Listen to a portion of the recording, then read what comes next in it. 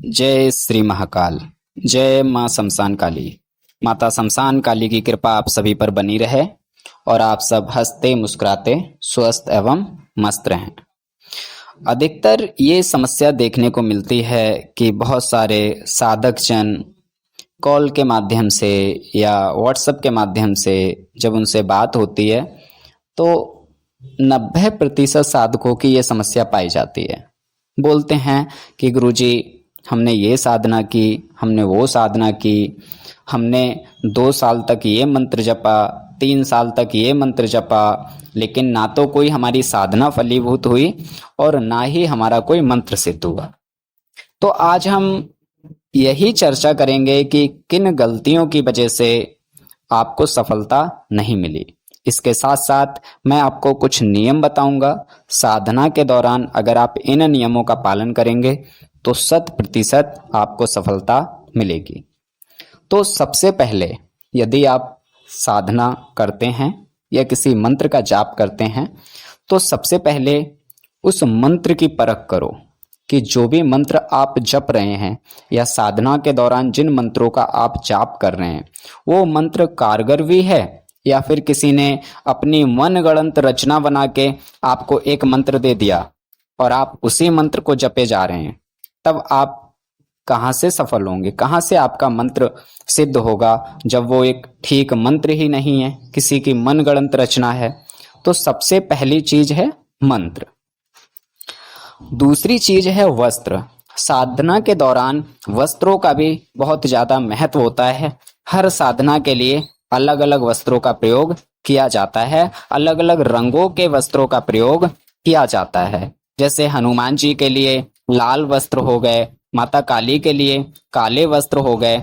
इस तरह से अलग अलग सिद्धि साधनाओं के लिए अलग अलग वस्त्रों का रंग भी निर्धारित करता है। तो साधना के दौरान आप उचित रंग के वस्त्रों का ही प्रयोग करें। तीसरे नंबर पर आती है सामग्री। आप उस साधना में लगने वाली समस्त सामग्रियों का प्रयोग तो कर रहे हैं, कोई सामग्री गलती से रह तो नहीं जा रही है। इसके साथ साथ जो भी आपकी सामग्री हैं उनकी स्वच्छता का भी आपको ध्यान रखना है। जैसे सात्विक लोग फल फूल जो भी ला रहे हैं उनको अवश्य धुलें, क्योंकि बाजार में वो पता नहीं किस किसने उसको छुआ है, तो उनको आप भली भांति धुलकर या गंगा जल से उसको पवित्र कर लें। मिट्टी के बर्तन या अन्य जो भी आप बर्तनों का यूज कर रहे हैं उनको भी आप गंगा जल से धोकर साफ कर लें। तो इस तरह से सामग्री आपकी संपूर्ण और स्वच्छ होनी चाहिए। चौथे नंबर पे साधनाओं में दिन और तिथि का भी बहुत महत्व होता है। हर साधना के लिए एक दिन या फिर एक तिथि होती है। आप उसी दिन उसी तिथि पर अगर साधना करते हैं तो निश्चित तौर पर आपको सफलता मिलेगी। 5वें नंबर पे मैं आपको बताऊंगा साधना का स्थान। साधना का स्थान भी एक विशेष वो महत्व रखता है।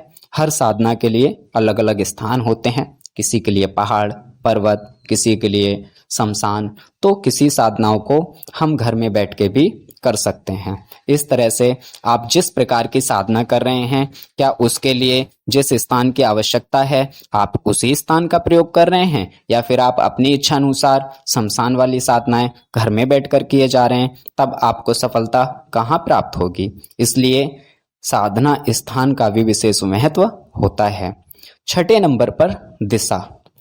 दिशा का एक विशेष महत्व है। अलग अलग साधनाओं में हर साधना के लिए एक उचित दिशा होती है। कुछ साधनाओं में दिशाओं का कोई महत्व नहीं होता। तो अगर आप जो साधना कर रहे हैं उसमें जिस दिशा का विधि विधान है, क्या आप उसी दिशा में अपना मुख करके बैठ रहे हैं या फिर उसके विपरीत, इसका भी आपको विशेष ध्यान रखना चाहिए। 7वें नंबर पे आती है साधना का विधि विधान। साधना का विधि विधान, आपको जिसने भी ये विधि विधान दिया है क्या वो संपूर्ण रूप से एकदम ठीक है। पहले आज से पहले भी बहुत सारे साधकों ने किया होगा, आप उनसे पता कर लीजिए कि इस विधि विधान से उन्होंने किया तो क्या उन्हें।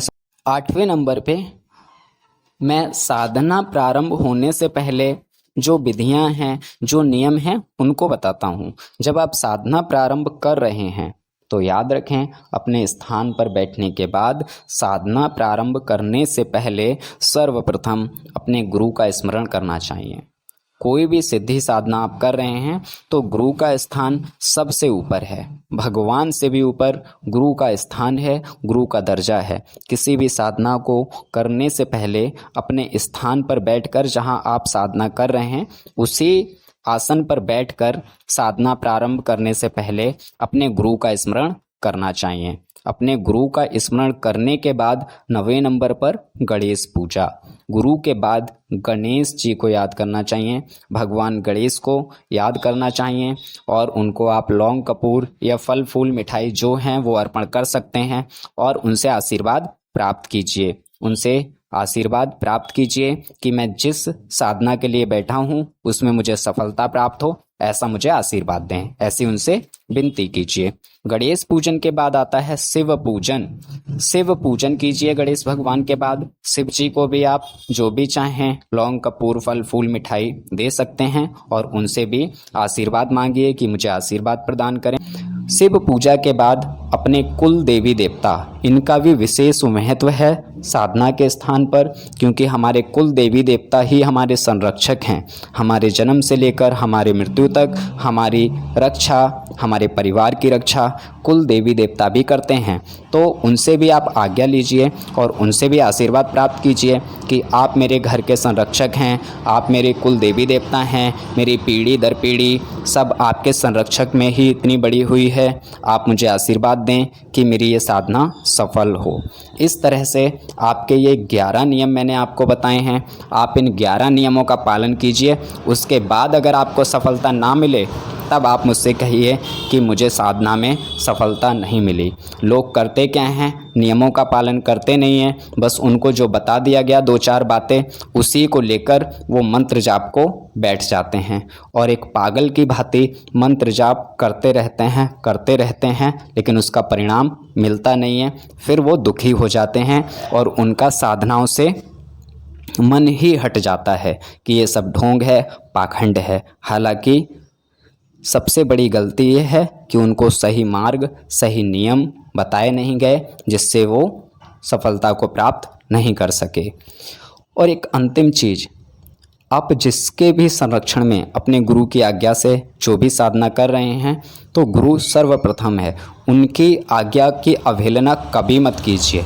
अगर आपने अपने गुरु की आज्ञा की अवहेलना करी तो ध्यान रखिए, शक्तियाँ प्राप्त होने के बाद भी आप शून्य ही हैं। आपकी कोई शक्ति, आपकी सहायता, आपकी मदद, आपका काम नहीं करेगी, क्योंकि शक्तियाँ भी अपने से ऊपर गुरु का दर्जा देती हैं। गुरु की आज्ञा की अवहेलना करने वाला व्यक्ति कभी सफलता को प्राप्त नहीं कर सकता, वो समस्त शक्तियों को पाकर भी शून्य ही रहता है। तो ये 11 नियम जो मैंने बताए हैं, आप इनको अपनाते हुए, इनका पालन करते हुए किसी भी साधना को करें, आपको 100% सफलता मिलेगी ही मिलेगी। जय श्री महाकाल, जय मां शमशान काली।